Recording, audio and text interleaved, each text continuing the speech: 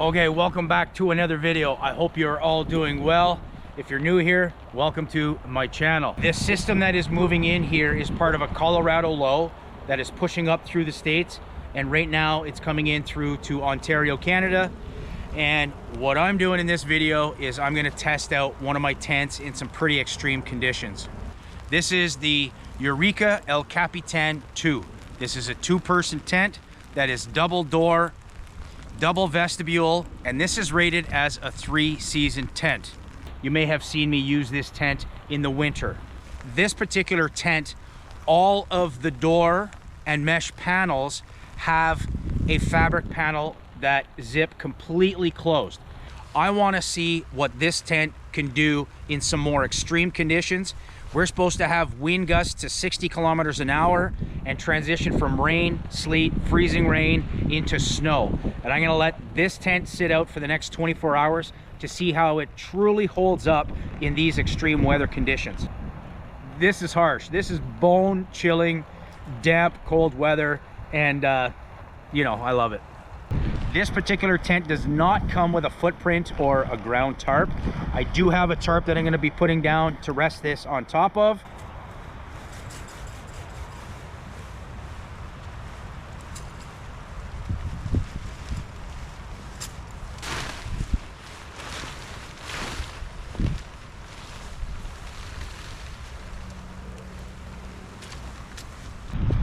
This tent has a 3-pole design, your typical 2 cross poles, and then a third one that goes across to flare out where the vestibule is going to go.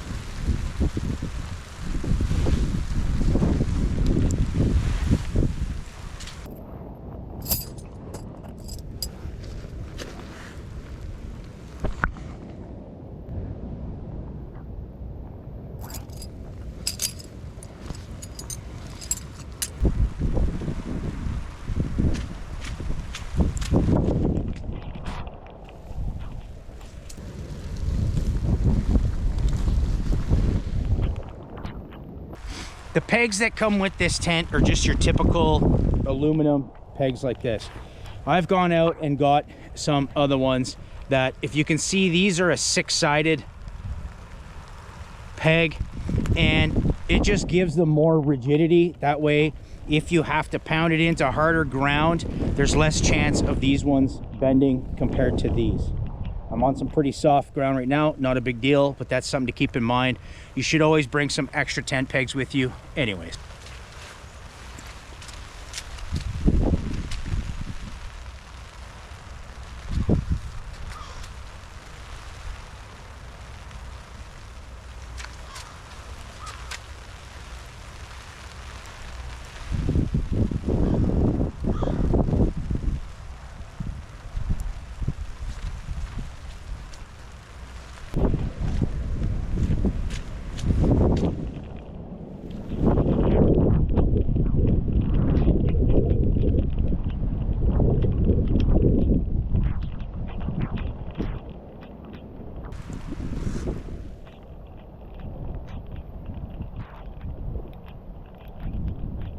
the water's beating, or the rain is beating pretty well.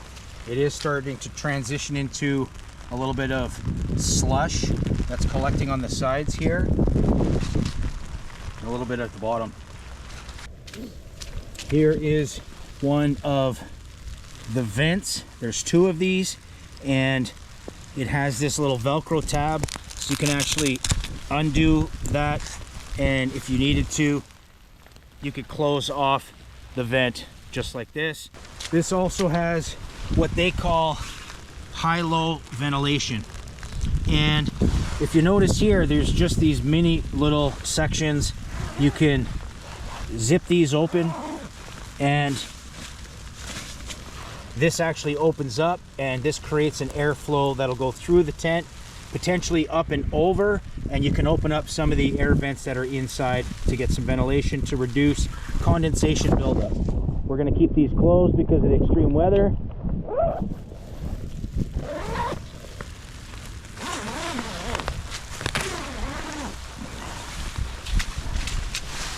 Okay. All of the mesh paneling have a complete door system. So we're going to shut this thing right down for the night. In the summertime, this actually has a lot of ventilation. We can just zip up this panel fully.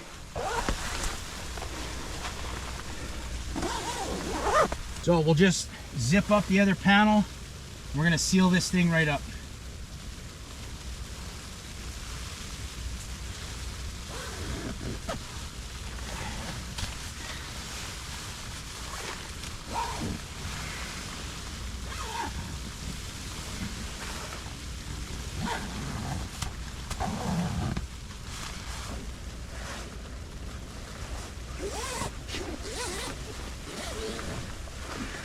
We'll come back and check on you later.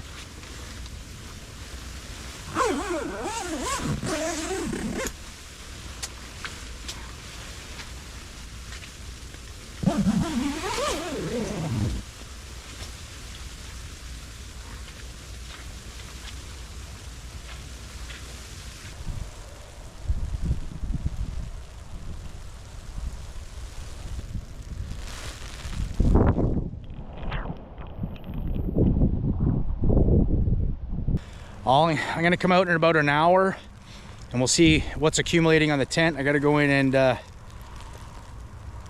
change out these gloves. I'm gonna put on some waterproof ones for the next one. My hands are not too bad, but they are starting to get cold. That's it.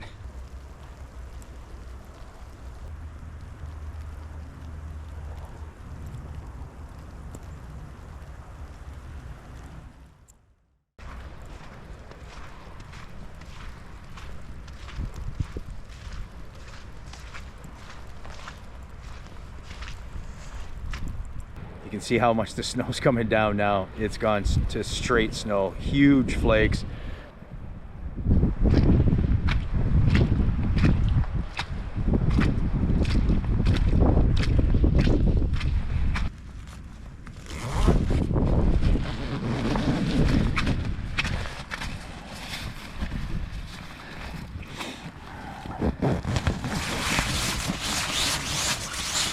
That's just a little bit of the splash from me opening up.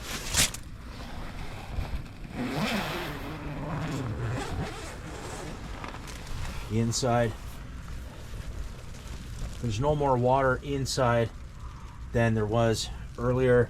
That little puddle is from because I was soaked when I got in there, but it looks like a livable space if I had to.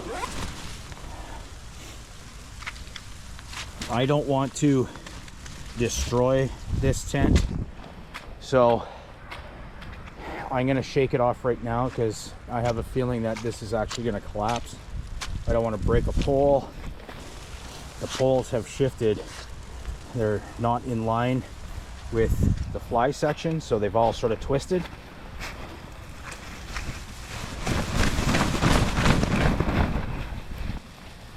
All right. We're gonna fix this up.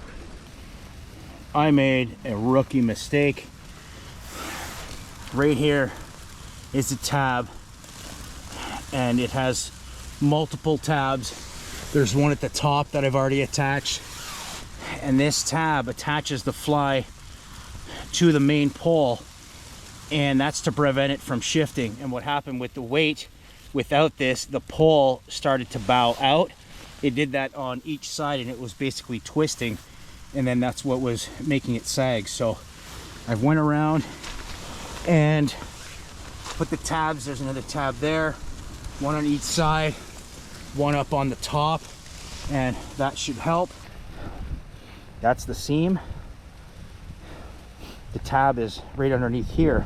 What's happened is I didn't have the tab on, and the weight allowed this pole to shift off of the seam, which it did on all four sides, and that's what caused the twisting motion, and that's how it sagged in.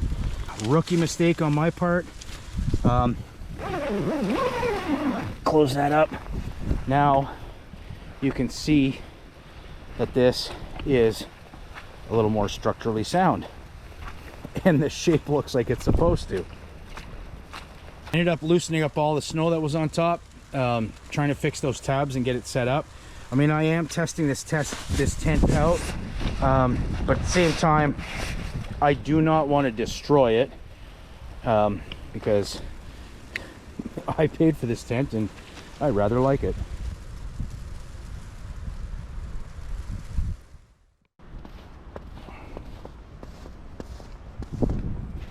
Okay, we got quite a bit of water on either side. Let's see where the snow is built up on the tent, but it's still standing. It's a good sign.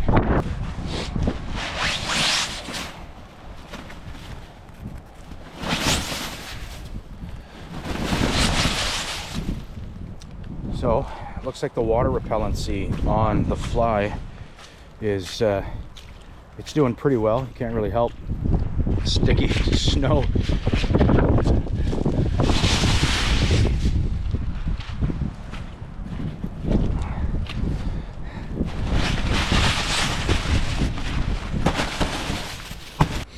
Well, the tent is still standing. That's a good thing.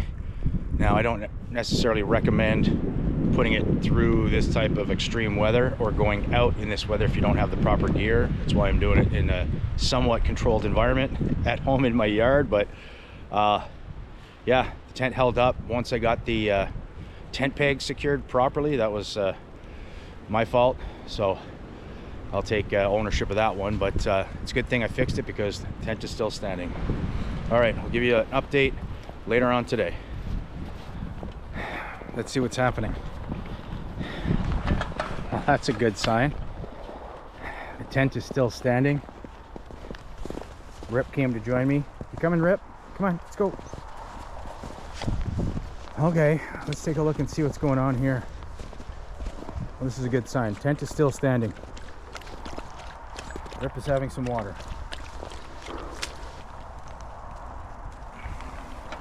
Well, so far, not looking too bad.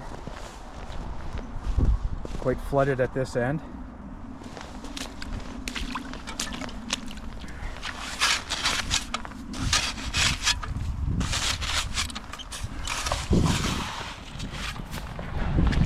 Rip!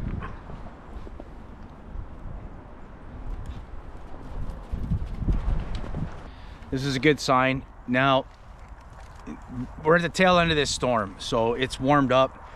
That's why the snow's not sticking anymore. A lot of it is melting, but it's very wet and heavy. And so far it's looking okay.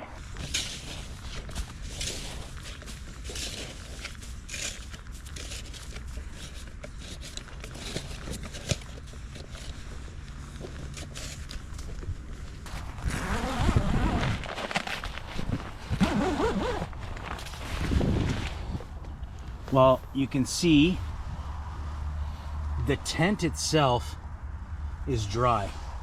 So none of the tent fabric is wet. So it's definitely protected by the fly.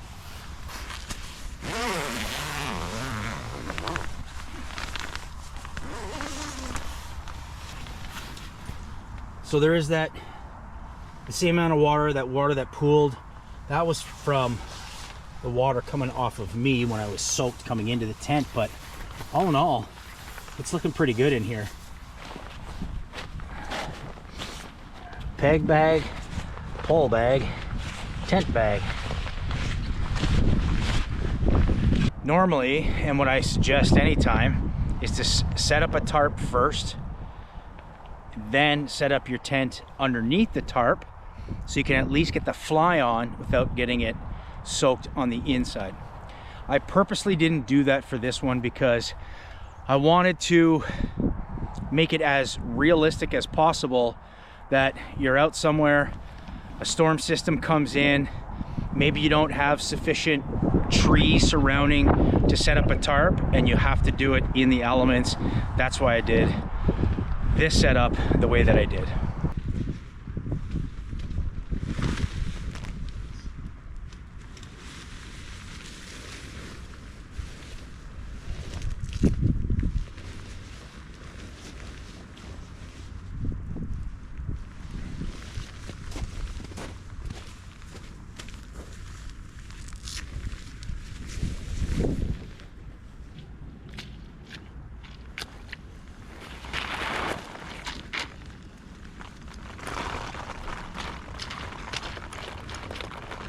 I hope you guys had a little bit of fun with me on this crazy little test tent in some pretty crazy weather. I'm gonna get this stuff all put away, dry it out, and then we'll go from there. So thanks for watching. I hope this was helpful. I'm getting attacked by the pooches. Let's just wrap it up here. Thanks for watching, guys. We'll see you in the next video. Bye.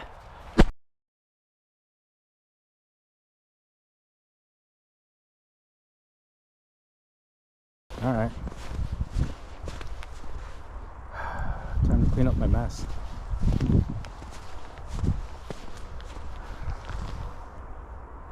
Look at the mucky, watery mess over there.